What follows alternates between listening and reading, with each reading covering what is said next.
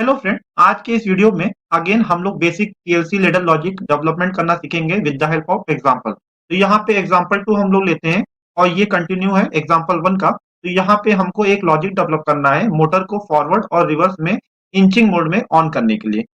और यहाँ पे एक सेफ्टी इंटरलॉक डालना है कि फॉरवर्ड एंड रिवर्स का जो कॉन्डक्टर है वो at any cost same time पे ऑन नहीं होना चाहिए। तो इसके लिए क्या लॉजिक होगा वो हम लोग देखते हैं। तो हमारा सिस्टम क्या है कि दो कनेक्टर है C1 और C2 जो कि फॉरवर्ड और रिवर्स के लिए यूज होगा। अभी सपोज कीजिए किसी वजह से इसका कॉइल जल जाता है या ये कनेक्टर स्टक होके बैठ जाता है और उस कंडीशन में आप लेडर लॉजिक या पीएलसी के हेल्प से C2 को ऑन करते हैं, मीन मोटर को रिवर्स में ऑन करते हैं। तो क्या होगा, ये जो सप्लाई है यहाँ पे शॉर्ट हो जाएगा। तो ये कंडीशन ना हो इसके लिए हमको एक सेफ्टी इंटरलॉक डालना है कि अगर ये ऑन होके बैठा है तो ये ऑन नहीं होगा और ये ऑन है तो ये ऑन नहीं होगा। इसके अलावा एक पुश बटन रहेगा इंचिंग मोड में मोटर को ऑन करने के लिए और एक सिलेक्टर स्विच रहेगा फॉरवर्ड और रिवर्स को सिलेक्ट करने के लिए। अब लॉजिक को डेवलप करने के लिए जो पीएलसी हमने यूज किया है और जो ladder logic development program use किया है या सॉफ्टवेयर यूज किया है इसका डिटेल मैंने यहाँ पे दे दिया है। अभी हम पीएलसी का इनपुट आउटपुट कनेक्शन देखते हैं। तो पहले जो हमारा पहले एग्जांपल था उसमें ऑन ऑफ करने के लिए इंचिंग मोड में हमने इस तरीके का कनेक्शन लिया था जिसमें कि एक पुश बटन है और एक सिलेक्टर स्विच है और साथ ही साथ दो रिले है, रिले 1 एंड रिले 2। अब इसका डिटेल यहाँ पे दिया हुआ है, साथ ही साथ दो कनेक्टर C1 और C2 रिले के हेल्प से ऑन हो रहे हैं। अब सेफ्टी इंटरलॉक डालने के लिए हम दो तरीके से जा सकते हैं।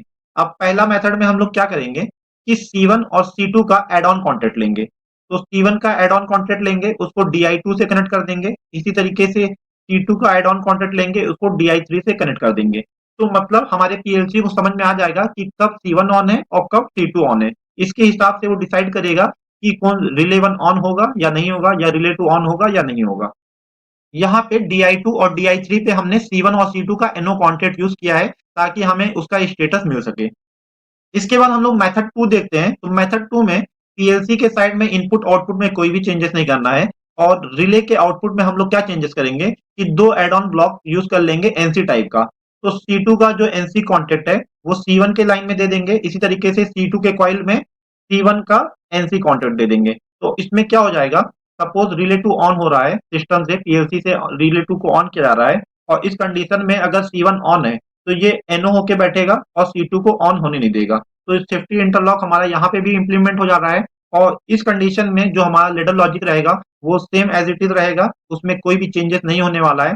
तो इसका लेडर लॉजिक सिंपल सा रहेगा कि एक पुश बटन रहेगा और एक सिलेक्टर स्विच हमने यूज किया है तो उसका एक एनओ कॉन्टेक्ट और एक एनसी कॉन्टेक्ट हम लोग लेडर लॉजिक में यूज करेंगे। तो पुश बटन जब भी आप प्रेस करेंगे तो आइदर ये या ये ऑन होगा, डिपेंड करेगा कि आपने सिलेक्टर स्विच को एनओ में रखा है या एनसी में रखा है।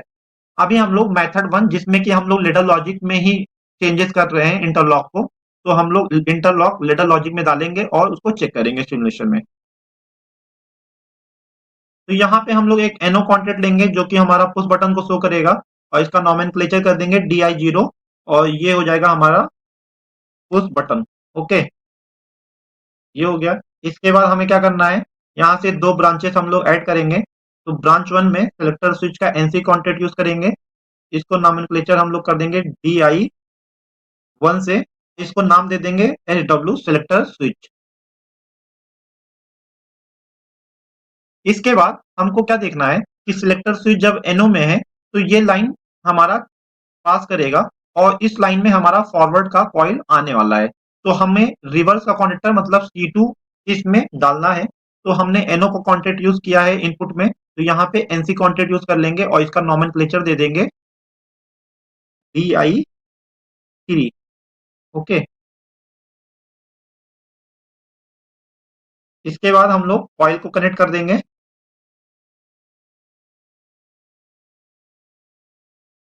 D00 में C1। अगेन रिवर्स का कनेक्टर ऑन करने के लिए हमको लॉजिक बनाना पड़ेगा।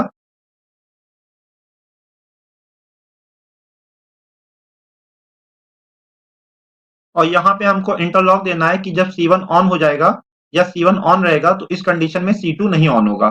तो यहाँ पे हमें C1 का जो एड ऑन ब्लॉक है उसका NC कॉन्टेक्ट लेना है क्योंकि हमने इनपुट में NO कॉन्टेक्ट लिया है।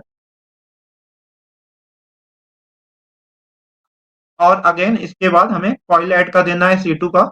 इसके बाद हमें C2 का कॉइल ऐड करना है, तो C2 का कॉइल हमारा रिले टू मतलब जो है वो D01 पे कनेक्ट है, तो उसको हम लोग सेलेक्ट कर लेंगे। तरीके से हमारा ये सिमुलेशन रेडी हो गया है। इसको हम लोग एक बार कंपाइल करेंगे। अभी देखिए, जब सिलेक्टर स्विच को हमने NO पे रखा है तो ये वाला लाइन पास हो रहा है और C2 का एड ऑन ब्लॉक और C1 का एड ऑन ब्लॉक भी ग्रीन है, मतलब इधर से भी हमारा सप्लाई पास हो रहा है, क्योंकि हमने जो इनपुट पे NO कॉन्टेक्ट यूज किया था। अब जब भी हम ये पुश बटन प्रेस करेंगे तो देखिए, ये पुश बटन प्रेस किया तो C1 ऑन हो गया। ऐसे ही सिलेक्टर स्विच को ऑन करेंगे, C1 ऑफ हो गया और C2 ऑन हो गया। अभी हम लोग क्या चेक करने वाले हैं, सपोज हमारा C1 ऑन हो गया है कॉन्टिन्यूअसली, तो C1 का एड ऑन ब्लॉक NO से NC हो जाएगा और हमारे इनपुट पे सप्लाई कॉन्टिन्यूअसली आएगा। तो इसको हम लोग इनपुट दे देंगे। तो जैसे ही ये इनपुट दिया, ये रेड हो गया, मतलब इधर से कोई भी सप्लाई पास नहीं हो रहा या लॉजिक पास नहीं हो रहा है। इस कंडीशन में पुश बटन हमने प्रेस भी करके रखा है, फिर भी हमारा C2 नहीं ऑन हो रहा है। तो ये सेफ्टी इंटरलॉक हमारे सिस्टम में ऐड हो गया है कि गलती से भी C1 और C2 एक साथ ना ऑन हो।